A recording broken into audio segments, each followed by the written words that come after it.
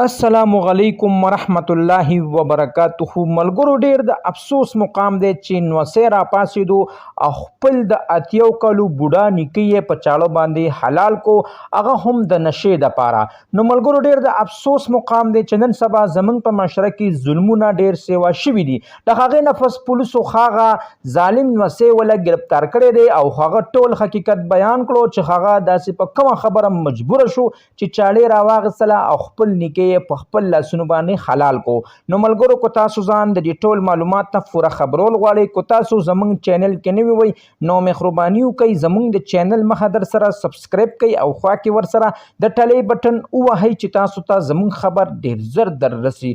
ملګرو واقع چې ډیر غټ ظلم شوی دی چې دا دردناکه واقعه په مردان کې را پیښه شوې ده چې هلته کې نوسې را پاڅېدو او د اتیو کالو بوډا نیکه یې په چاړه باندې حلال کو او خپل نیکه سره ډیر غټ ظلم وکړو، هغه هم ملګرو د نشې دپاره.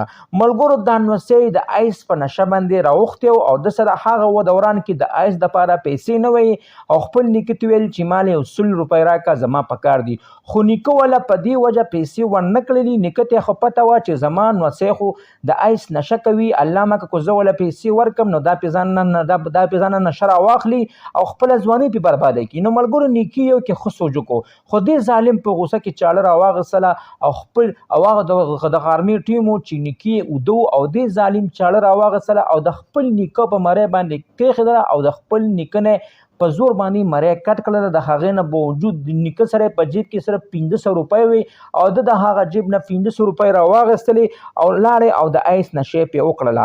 نو ملګرو کله چې پولیسو پوره تفتیش وکړلو نو هغه نوسې وله ګرفتار کړو. اوس د هغه نوسې دا وینا ده چې او دا ارسو ما کړي دي ځکه چې زه په آیس نشه باندې روغتې وم او تاسو ته خو پته ده چې د آیس یوه داسې نشه ده چې کوم سړی هم د آیس نشه وکړي نو هغه به 10 قتلونه هم کولی شي ځکه چې د هغه دماغ هېڅ هم کار نه کوي. نو ملګرو تاسو ډېر احتیاط وساتئ ځکه چې نن سبا زموږ په معاشره کې د آیس نشه ډېره سیوا شوې ده ځکه چې کوڅه په کوڅه کور په کور باندې د آیس نشه خرڅېږي. ملګرو تاسو ټول له پکار دي چې تاسو د خپل اولاد تربیت په خپل لاسونو باندې وکړئ. الله مکه کو تاسو په خپل اولاد باندې نظر ونه کو سبا ستاسو اولاد هم تاسو سره داسې شل کولی شي. ملګرو زه خو خاص کر هغه میندو او هغه پلارانو ته دا پیغام کوم چې تاسو بچي ښه ډېر راوړئ. موږ د بچو له څوک نه منې کوو او د خپل بچي داسې تربیت وکړئ چې هغه تاسو په دې معاشره کې یو داسې انسان جوړ کړي چې هغه د نورو نه انسانان جوړ کړي.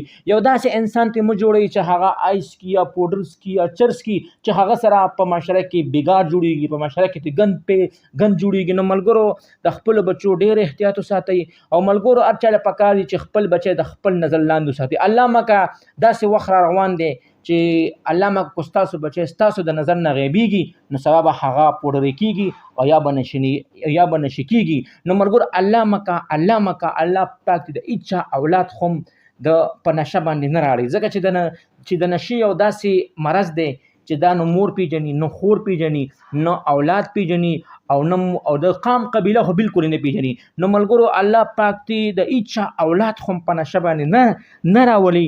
ملګرو دا زما پیغام به ستاسو ډېر خوښ شوي وي نو دا زما پیغام تاسو زر ته زره شیر کوئ او زما دا پیغام تاسو زر ته زره په دې پیغام باندې تاسو زر ته زره باور وکئ او دا په زړه کې واچوئ ځکه چې زموږ معاشره ډېره غلط سایډ ته روانه ده.